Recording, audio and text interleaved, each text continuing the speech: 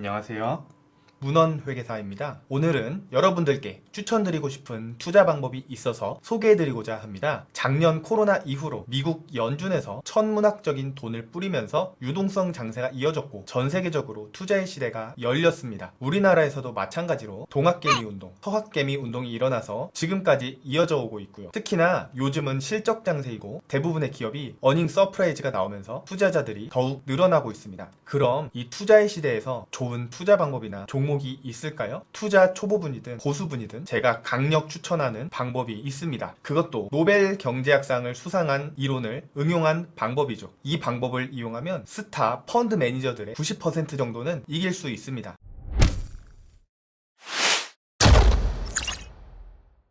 먼저 어떤 이론인지 설명드리겠습니다. 1990년에 노벨 경제학상을 수상한 해리 마코비치의 포트폴리오 이론입니다. 계란을 한 바구니에 담지 말라는 속담을 수식으로 구체화시킨 이론인데요. 일반적으로 리스크가 크면 수익률이 높고 리스크가 작으면 수익률이 낮습니다. 흔히 하이 리스크, 하이 리턴, 로우 리스크, 로우 리턴이라고도 부르죠. 그림을 통해서 간단하게 알아보겠습니다. 여기 A라는 자산과 B라는 자산이 있습니다. A가 B보다 리스크도 크고 수익률도 높습니다. 이 두 자산의 상관계수가 1인 경우 A와 B의 조합 비율에 따라 리스크와 수익률은 A와 B 직선 사이에 위치하게 됩니다. 극단적으로 상관계수가 마이너스 1인 경우 리스크는 없는데 수익률은 오히려 B보다 높은 지점을 지나게 됩니다. 상관계수가 0인 경우 두 직선 사이에서 곡선의 형태를 띠게 됩니다. 현실에서는 상관계수가 1이나 마이너스 1인 경우는 보기 어렵기 때문에 보통 상관계수가 1과 마이너스 1 사이에 곡선을 지나게 됩니다. 상관계수가 0인 곡선과 비슷한 모양의 곡선이 되는 거죠. 그리고 이 곡선 위에서 최적 포트폴리오가 존재하게 된다는 것이 포트폴리오 이론입니다. 즉 상관계수가 낮은 주식끼리 조합하면 동일하거나 더 낮은 리스크로도 더 높은 수익률을 올릴 수 있게 되는 것입니다. 여기서 사람들은 의심을 하게 됩니다. 그거 학자들이 실무는 하나도 모르면서 책상에 앉아서 뜬구름 잡는 소리만 하는 거 아니야? 현실은 이론이랑 다르잖아. 현실에서도 그걸 적용할 수는 있어? 그거 탁상공론 아니고? 라는 말씀을 하실 수도 있는데요. 그런 분들을 위해 바로 본론 들어가겠습니다. 바로 모든 주식을 소유하는 것입니다. 벵가드사의 존 보글의 저서로도 나온 유명한 말인데요. 모든 주식을 소유하는 경우 각각의 주식들이 위험을 분산하는 효과를 가지게 됩니다. 그런데 단점이 있습니다. 주식들을 다 사려면 돈이 너무 많이 들어갑니다. 아마존 주식 한 주를 사는 데에도 400만 원 가까이 들어가고 워렌 버핏의 회사인 버크셔 해서웨이 한 주를 사는데도 4억 원 가까이 들어갑니다. 모든 주식을 소유하는 게 그럼 가능하냐? 가능합니다. 바로 인덱스 펀드를 매수하는 방법입니다. 단 오늘 알려드릴 방법은 특별히 미국에만 적용되는 방법입니다. 인덱스 펀드란 주가 지수의 변동을 추종하는 펀드입니다. 대표적으로 S&P 500 지수를 따르는 ETF인 SPY, IVV, VOO가 있습니다. S&P 500이란 미국의 신용평가 회사 스탠다드 앤 푸어스에서 개발한 미국의 대표적인 주가 지수고요. 뉴욕 증권거래소와 나스닥에 상장된 주식 중 미국 500대 대기업의 시가총액 기준의 주가 지수입니다.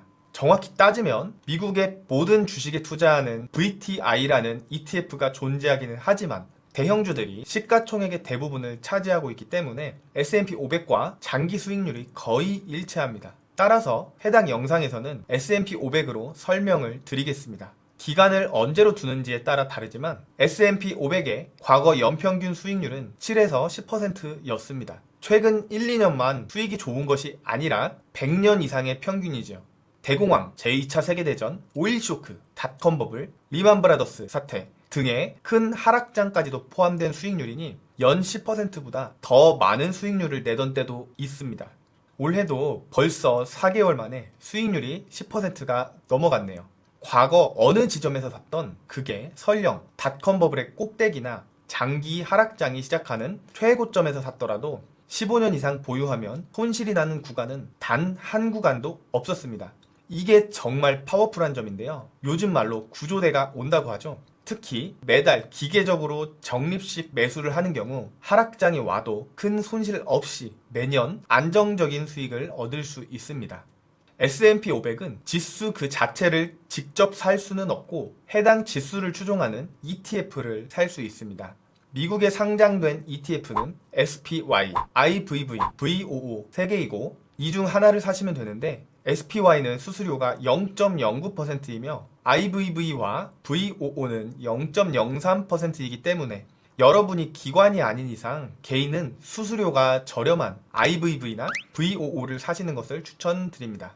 S&P 500은 과거 통계적으로 스타 펀드 매니저들의 90%를 이겨왔습니다.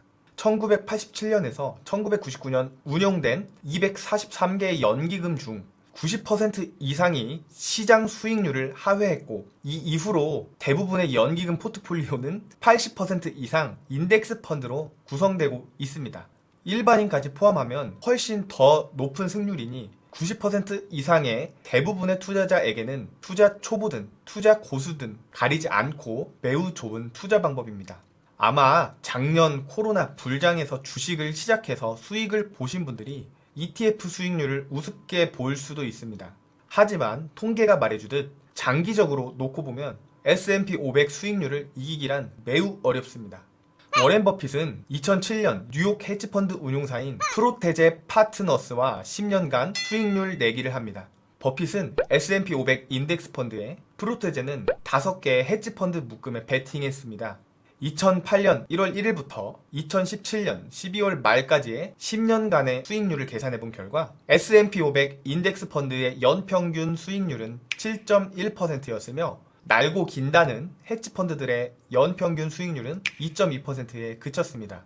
수익률도 매우 뛰어나지만 S&P 500의 최대 장점은 수익률이 아닙니다. 기업을 분석하거나 대응하는 데 쓰는 시간과 노력, 스트레스를 받지 않고 본인의 가치 상승이나 여가 생활에 시간을 쓸 수 있다는 점입니다. 사실 수익률보다 중요한 것은 자기 개발을 통해 본인의 수익률을 높여 시드머니를 높이는 것이라고 생각합니다. 제가 모든 주식을 소유하라고 소개드렸으면서 계속 미국 주식인 S&P 500만 말씀드렸죠.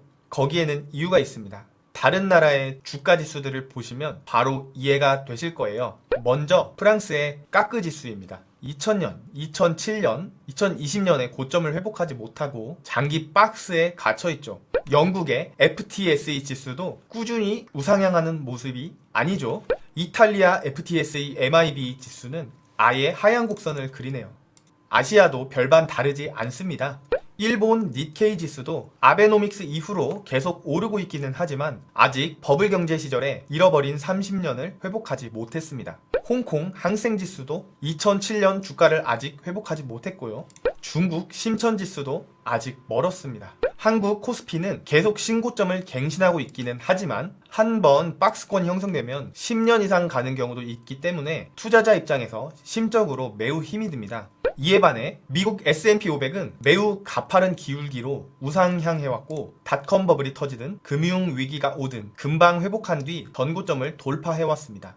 미국이라는 나라가 특별하기 때문인데요. 앞으로는 기업 간의 격차도 더욱 크게 벌어져서 세계 시총 상위 기업을 대부분 보유하고 있는 미국이 장기적으로도 계속 성장할 것이라고 생각합니다.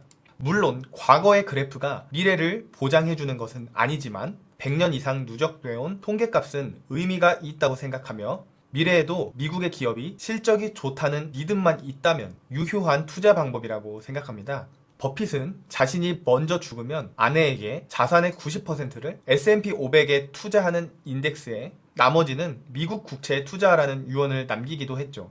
여기서 반론을 제기하시는 분들이 있을 겁니다. 시가총액 최상위 주식들 보면 S&P 500보다 몇 년간 수익률이 높았는데 전체 지수 말고 최상위 주식 아무거나 사는 게 더 수익률 좋은데, 결과론적으로 어느 정도는 맞는 말입니다. 최근 몇 년만 보면요. 하지만 저는 되묻고 싶네요. 10년 전, 20년 전 시총 1등 주식이 뭔지 아십니까?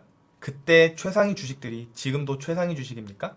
2000년도 시총 1위는 GE였습니다. 에디슨이 설립한 전기 회사죠. 지금도 1위입니까? 현재는 심지어 다우지수에서도 퇴출됐죠. 100년 넘게 다우지수에서 군림했던 기업인데도요.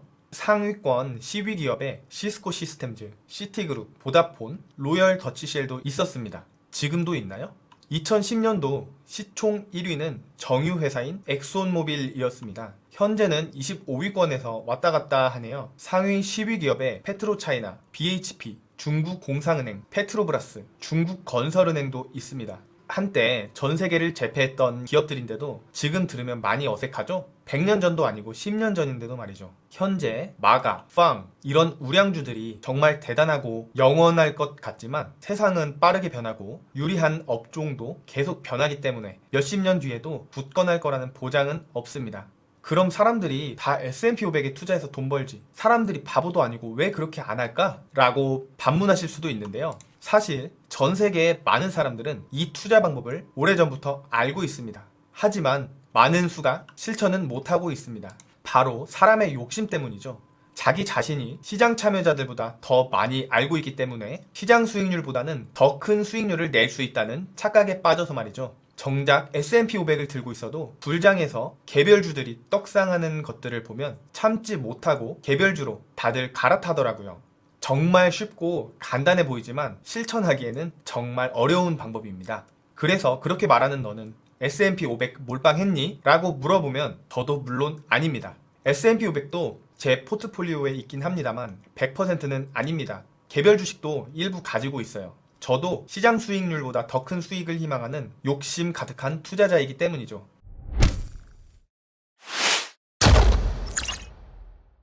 아직 투자할 곳을 찾지 못하고 방황하고 계신가요? 그렇다면 S&P 500 ETF에 매월 적립식으로 투자해보는 것은 어떨까요? 미국 주식, 오늘이 가장 쌉니다.